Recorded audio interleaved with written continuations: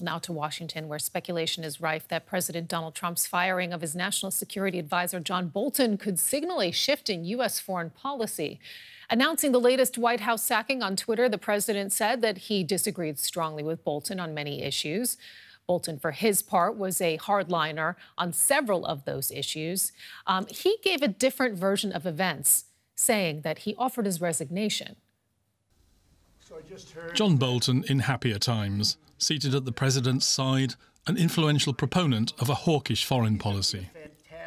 But his tenure as national security advisor came to an end when Trump took to Twitter to announce his departure. The president tweeted that he strongly disagreed with many of Bolton's suggestions, prompting Trump to ask for his resignation.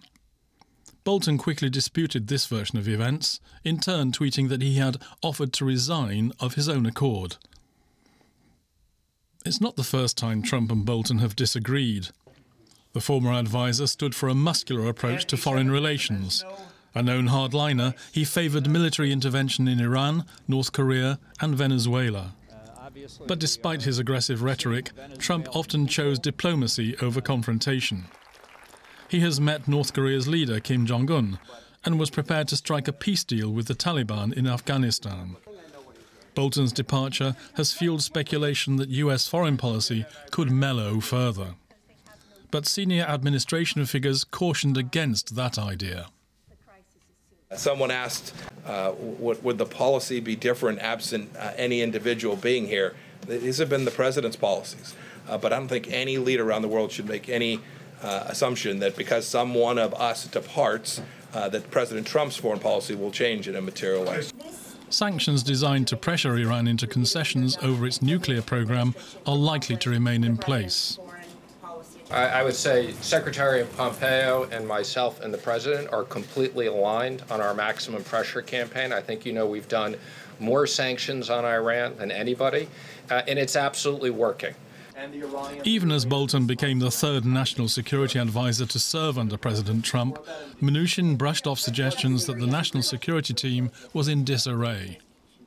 Absolutely not. That's the most ridiculous question I've ever heard of. But Bolton is unlikely to be the last official to find himself going out of the revolving door of Trump's White House.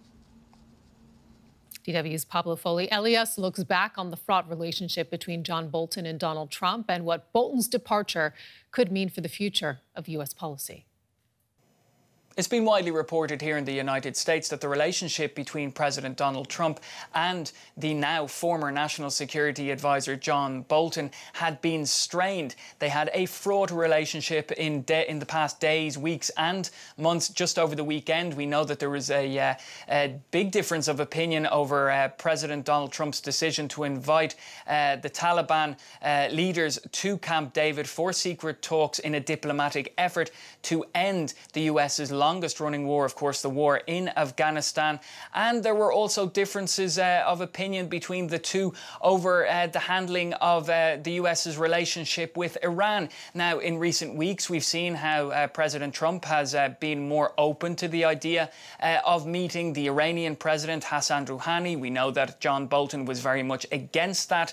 And also, he was very displeased at President Donald Trump's decision to meet the North Korean leader Kim Jong-un. So there were many differences over what direction the president is taking US foreign policy, and this more conciliatory tone towards the US's enemies seems to be something that John Bolton was very much against. The question now is who is going to take over from him. Whoever comes in will be the fourth national security advisor to serve in the Trump administration, and whoever that may be, it's being speculated here in the United States, will have to be somebody who is more aligned with President Trump's more conciliatory tone towards its enemies.